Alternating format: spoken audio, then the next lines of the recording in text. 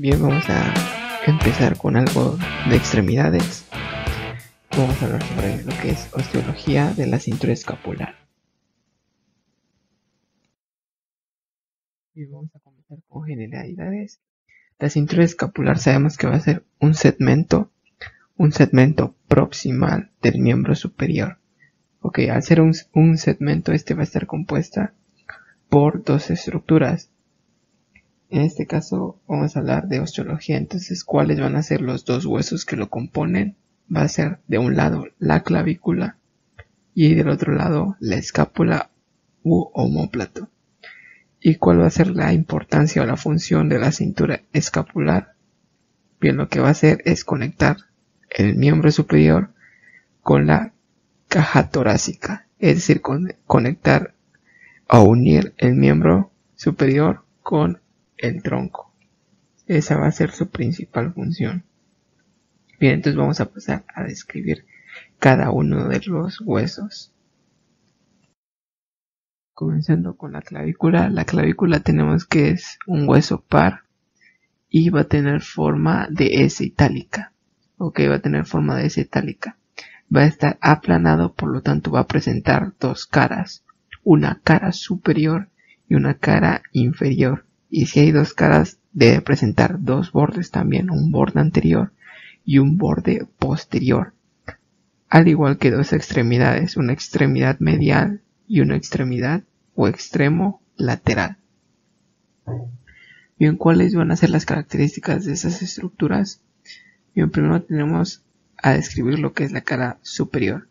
La cara superior va a ser más plana que la inferior y va a presentar rugosidades para inserciones musculares, que vamos a comentar posteriormente.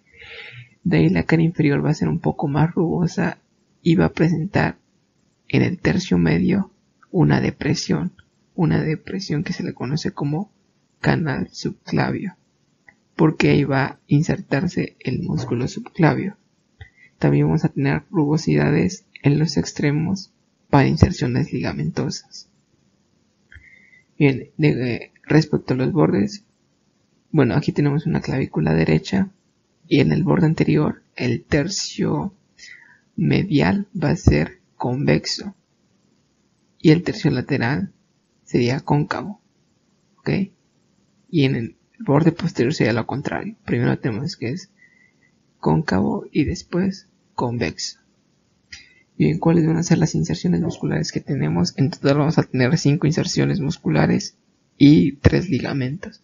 Las inserciones musculares tanto en la cara superior como en parte de la inferior y en parte de los bordes. Primero tenemos que en el borde anterior, en el tercio medial, tenemos la inserción del músculo pectoral mayor. Ese es el primero. En el tercio lateral del borde anterior tenemos el músculo deltoides. Y ya en el borde posterior tenemos otros dos músculos. Uno correspondiente al trapecio, que se localiza en el borde posterior y tercio lateral. Y en el tercio medial tenemos al esternocleidomastoideo. Y ahí tenemos nuestros 4 músculos. Y le agregamos el que ya mencionamos, que es el músculo subclavio, que se localiza en el canal subclavio. En los ligamentos los vamos a tener en las rugosidades de la cara inferior.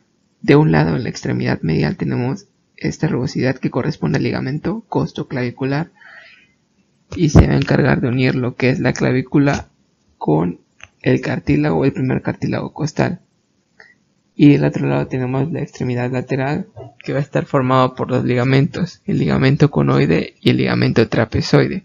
Y al unirse van a formar dos estructuras que corresponden al ligamento coracoclavicular. Bien, ahora sí pasamos a hablar sobre las extremidades. Tenemos primero una extremidad medial, también se le conoce como extremidad esternal porque se articula con el esternón. Y esta va a ser más gruesa que la lateral y tiene un aspecto más o menos cuadrangular. Y del otro lado tenemos la extremidad lateral o extremidad acromial, que va a ser más plana que la anterior. Y esta se va a articular con una estructura de la escápula que conocemos como acromio.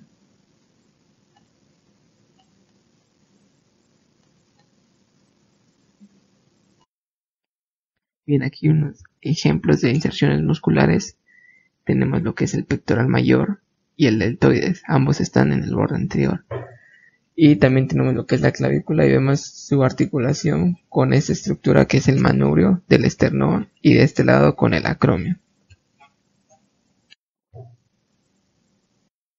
Tratando de describir el siguiente hueso sería la escápula. La escápula va a ser un hueso plano y como vemos es de forma triangular. Como es un hueso plano va a presentar entonces dos caras, una cara anterior y una cara posterior. Y la regla de los tres. La regla de los tres quiere decir que presenta tres bordes, tres ángulos y tres salientes óseas, que vamos a pasar a describir. Bien, primero tenemos lo que es un ángulo lateral. Este ángulo lateral se va a caracterizar por presentar una cavidad poco profunda, que es la cavidad glenoidea. La importancia de la cavidad glenoidea es para formar la articulación glenohumeral o articulación del hombro, es decir, se va a articular lo que es la cabeza del húmero con la cavidad glenoidea y formar dicha articulación. También tenemos un ángulo medial y un ángulo inferior. De las tres salientes óseas vamos a tener primero esta estructura que corresponde a la espina de la escápula. También tenemos lo que es el acromio y la apófisis coracoides.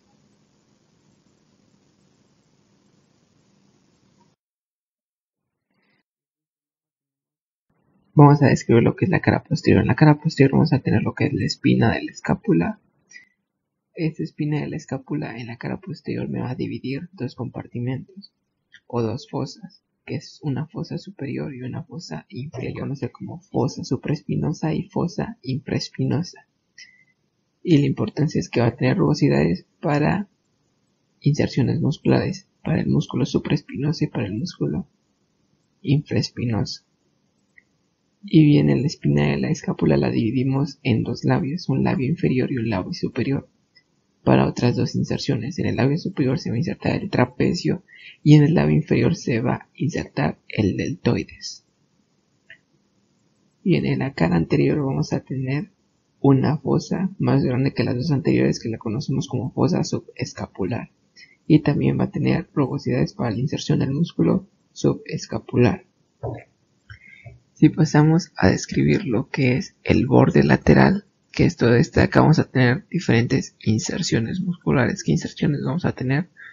Primero, en la parte inferior vamos a tener dos inserciones para los músculos redondos, un redondo mayor y un redondo menor. Se insertan en los bordes y para esto hay una mnemotecnia, es decir, el mayor siempre va a cargar al menor. En este caso, el redondo mayor carga al redondo menor. De ahí, en la cavidad glenoidea vamos a presentar dos tubérculos, uno abajo y uno arriba. Este tubérculo que se presenta a este nivel se le conoce como tubérculo infraglenoideo y va a tener inserción para la cabeza larga o la porción larga del tríceps. Y en la parte superior, que no se alcanza a apreciar en esta imagen, pero arriba de la cavidad glenoidea hay otro tubérculo que se le conoce como tubérculo supraglenoideo, y ahí es donde se inserta el bíceps, la porción larga o la cabeza larga del bíceps braquial. Ahora vamos a pasar a describir el otro borde, que es el borde medial, o también lo conocemos como borde espinal en relación con la columna o la médula espinal. Bien, primero vamos a tener, al igual que los redondos, vamos a tener otros dos músculos, pero los vamos a conocer como romboides. Un romboides mayor y un romboides menor. Y usamos la misma mnemotecnia, que el mayor va a cargar al menor. De ahí, en la parte más elevada, más o menos en lo que es el ángulo lateral, o también se le conoce como ángulo superior, tenemos al músculo elevador de la escápula. Bien, y en el borde superior vamos a tener diferentes estructuras. Primero, una inserción muscular, que es para el músculo homoioideo, y al lado de este vamos a tener una pequeña escotadura, que aquí se alcanza a apreciar que es la escotadura supraescapular, y ahí da paso al nervio supraescapular. En el ángulo inferior, en algunas ocasiones no siempre vamos a tener inserciones para el músculo dorsal ancho. De ahí tenemos esta otra saliente que ya habíamos mencionado, que es la apófisis coracoides, que se va a dirigir hacia arriba y lateralmente. Esta va a tener 3 inserciones musculares, de las cuales 2 de estas van a compartir una misma inserción. Los dos músculos que se localizan en el vértice de la apófisis coracoides son el músculo coracobraquial y el bíceps. Recordemos que teníamos la porción larga del bíceps que se localizaba arriba en el tubérculo supraglenoideo. Entonces aquí se insertaría la otra porción, que es la porción corta. Entonces la porción corta se inserta acá. Y ya en su borde medial tenemos otro músculo que corresponde al pectoral menor. Como continuación de la espina tenemos otra saliente, que es el acromio. Este acromio se dirige hacia arriba y después hace un giro medialmente para articularse con la clavícula y formar la articulación acromio-clavicular.